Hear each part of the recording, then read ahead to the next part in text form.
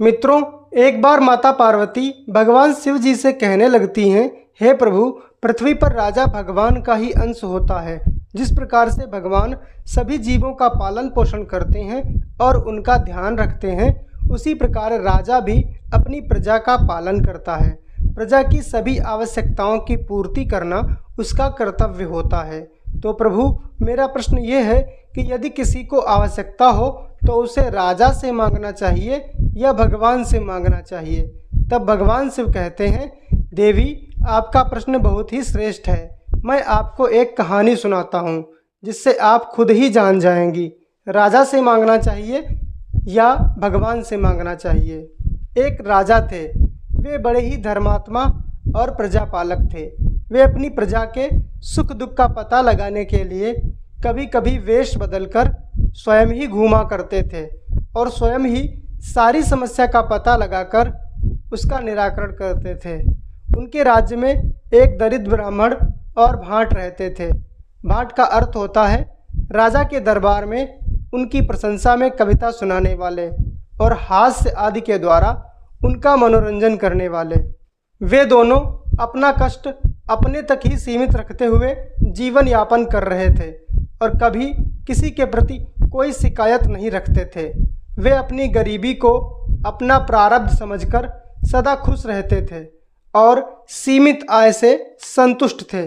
सब कुछ ठीक ठाक चल रहा था, मगर जब भाट की बेटी विवाह योग्य हुई तो भाट की पत्नी को उनके विवाह की चिंता सताने लगी।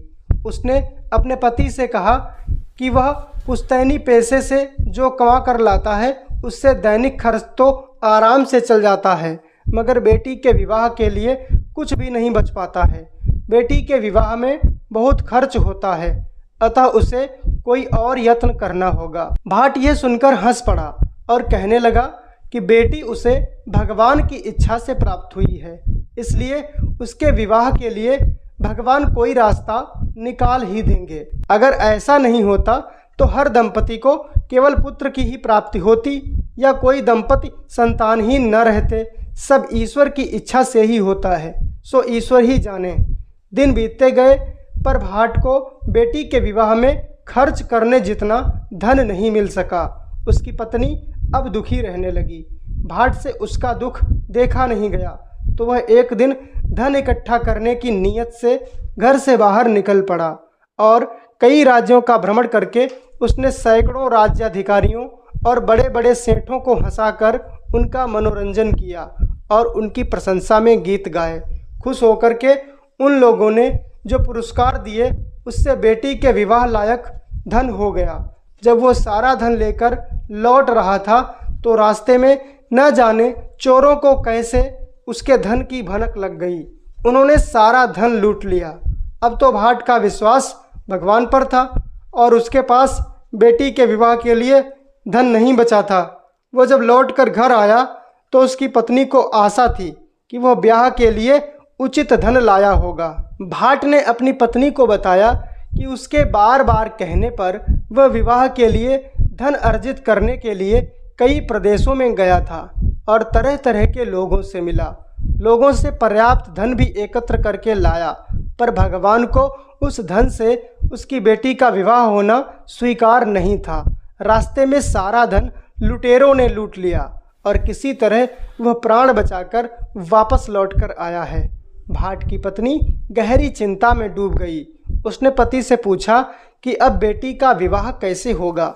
भाट ने फिर अपनी बात दोहराई कि जिसने बेटी दी है वो उसके विवाह की व्यवस्था भी करेगा। इस पर उसकी पत्नी निराशा भरी खीज के साथ बोली कि लगता है अब भगवान महाराज को ही विवाह की व्यवस्था करने भेजेंगे। ये सब वार्तालाप जब हो रहा था तभी महाराज उसके घर के पास से गुजर रहे थे। उन्हें भाट की पत्नी की टिप्पणी पर हंसी आ गई। दूसरी ओर ब्राह्मण अपनी आजीविका के लिए पुश्तैनी पेशा अपनाकर जैसे तैसे गुजर बसर कर रहा था। वह पूजा पाठ करवाकर जो कुछ भी दक्षिणा के रूप में प्राप्त करता उसी से आनंद पूर्वक निर्वाह कर रहा था। ब्राह्मणी को भी जब तक सब कुछ सामान्य दिखाई पड़ा जब तक कि उनकी बेटी विवाह योग्य नहीं हो गई। बेटी के विवाह की चिंता जब सताने लगी तो उसने ब्राह्मण को कुछ धन जमा करने को कहा, मगर ब्राह्मण चाह कर भी धन जमा नहीं कर पाया। पत्नी के बार बार याद दिलाने पर उसने अपने यजमानों को घुमा फिराकर कहा भी, मगर किसी यजमान ने उसकी बात को गंभीरतापूर्वक नहीं लिया। एक दिन ब्राह्मणी तंग आकर बोली कि विवाह खर्च महाराज से मांग कर देखो, क्योंकि अब और कोई विकल्प नहीं है, कन्यादान तो करना ही है।